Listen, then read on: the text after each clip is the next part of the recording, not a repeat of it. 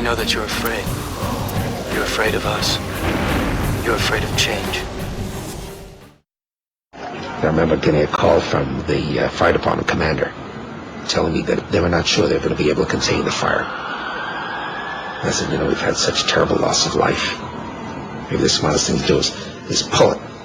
And they made that decision to pull, and then we watched the building collapse.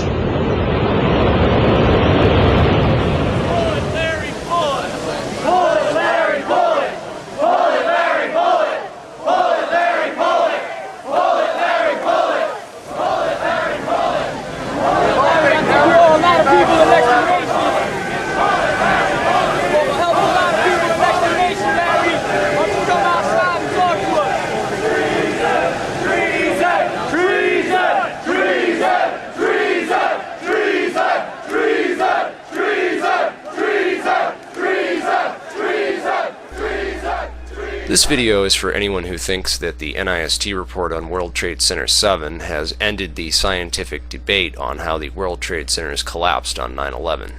First off, it took 7 years for NIST to write this report, yet they gave the public 3 weeks in which to review and comment on it, before they closed the comment period and declared the report as a final say on the matter. Although the report took NIST 7 years and over 200,000 man-hours of labor to produce the 10,000-plus page report, they somehow felt that 3 weeks was a reasonable time period for a public scientific review of the document. Well, I've just now finished reading the report, and here's a few of the things I found.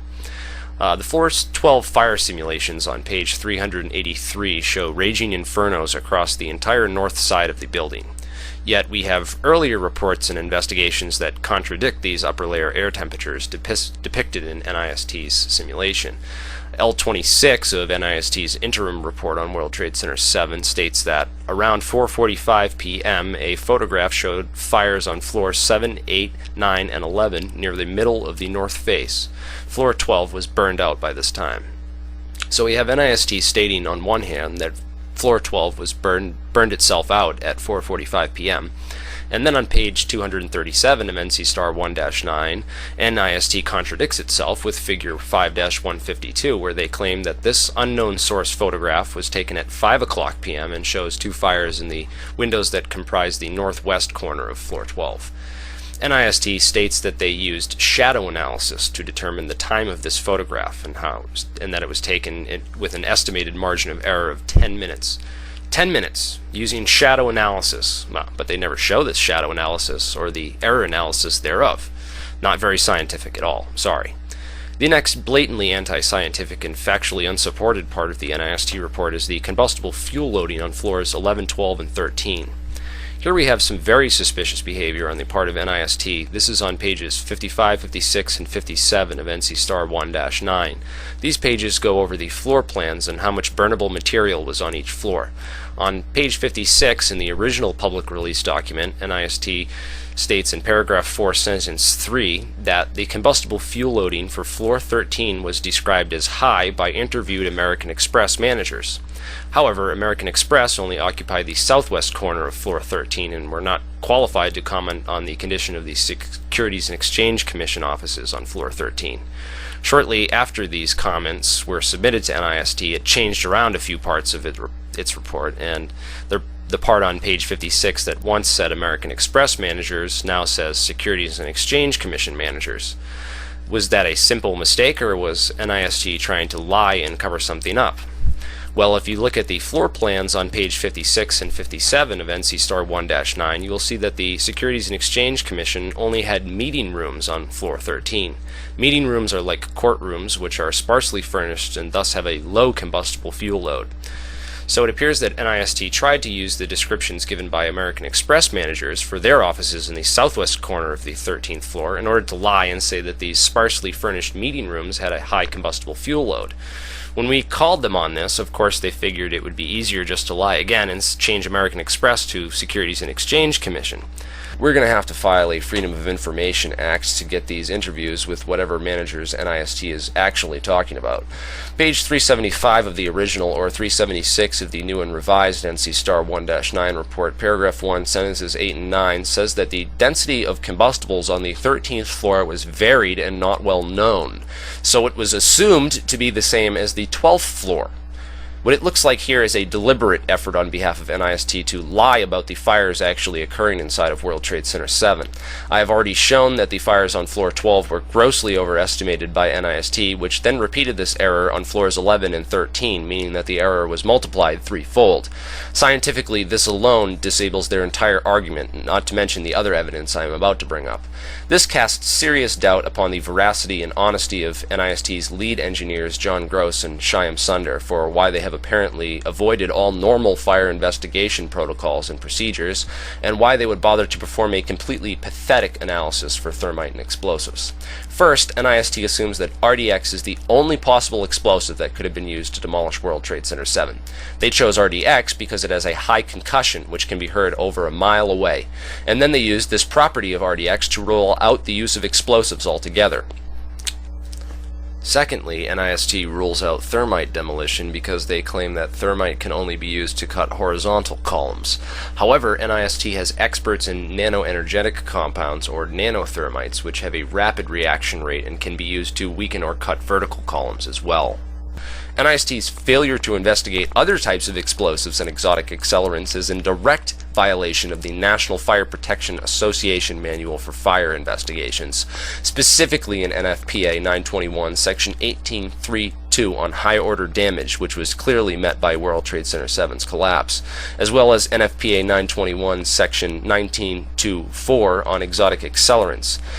NIST has completely ignored all the evidence for thermite and dismissed the pools of molten iron flowing underneath all three World Trade Center buildings, which was reported by the FDNY, Governor Pataki on CNN, iron workers and cleanup workers, as well as NASA's flyover thermal imaging. Furthermore, Appendix C of the FEMA report shows several diagrams which indicate highly unusual formation of a liquid eutectic, intergranular melting, and erosion of the World Trade Center steel from the collapse. The Section C3 summary report for Sample 1 states that the steel was heated to around 1,000 degrees Celsius, or 1,800 Fahrenheit. It also states that steel liquefied at these temperatures due to the formation of the eutectic, which dramatically lowers the melting point of steel. Whoever told you that the sulfur in the steel came from drywall lied to you. The evidence is right here in the FEMA report: the failure to follow NFPA protocol, the total lameness of the argument against explosives or demolition, and the failure to follow recommendations in Section 6 of Appendix C of the FEMA report, where FEMA scientists say that it is also possible that the erosion of the steel started prior to collapse and accelerated the weakening of the steel structure, stated right in their suggestion for future research. I have asked 9/11 Truth's legal action team to investigate NIST to see if they have broken any state or federal laws which they can be prosecuted for. I would ask that all NIST engineers, architects, and scientists whose names have been included in this report to consider and review these comments and evidence and reconsider their approvals of the report before the entire team is put under investigation. This is not a joke anymore. It's been 7 years since 9/11 and we still don't have answers. The lies stop now. All your debunking arguments and name-calling end here. This is where NIST, or another competent organization, performs a real scientific investigation to show us every tiny detail of how these buildings were demolished by exotic accelerants and proves once and for all the truth about 9/11. NIST was already forced to admit to near free-fall acceleration, seeing as any high school physics student can download the free Physics Toolkit software from physicstoolkit.com and analyze the speed at which all three World Trade Center buildings come down. Another inconveniently unique characteristic of the three largest structural engineering failures in history, which any real scientist will find extremely difficult to explain without controlled demolition. We also have multiple reports of foreknowledge of collapse. This is really strange because according to NIST, A, no tall building in history had ever before collapsed from fire alone, and B, the collapse was a result of a series of accidental and unpredictable mechanical failures. So logically, this collapse should not and could not have been predicted. However, we have several direct media sources who not only predicted the collapse, but announced it before it even happened. The BBC video, of course, but more importantly, CNN's Aaron Brown got a report that, quote, World Trade Center 7 is on fire and has either collapsed or is collapsing. Here's an interesting timeline of events based on CNN. And finally, I can't end this video without talking about the suspicious power downs and evacuations at the World Trade Center, which happened the weekend before 9/11, as reported by Scott Forbes and Ben Fountain, and the fact that Marvin Bush and Wirt Walker III sat on the board of directors for the company which ran electronic security for the World Trade Centers. This represents a time window where explosive or accelerants could have been placed inside the buildings by people with direct connections to an administration who has used 9/11 as a pretext for a 7-year crime spree of global proportions. Are you ready for a real 9/11 investigation? I know I am.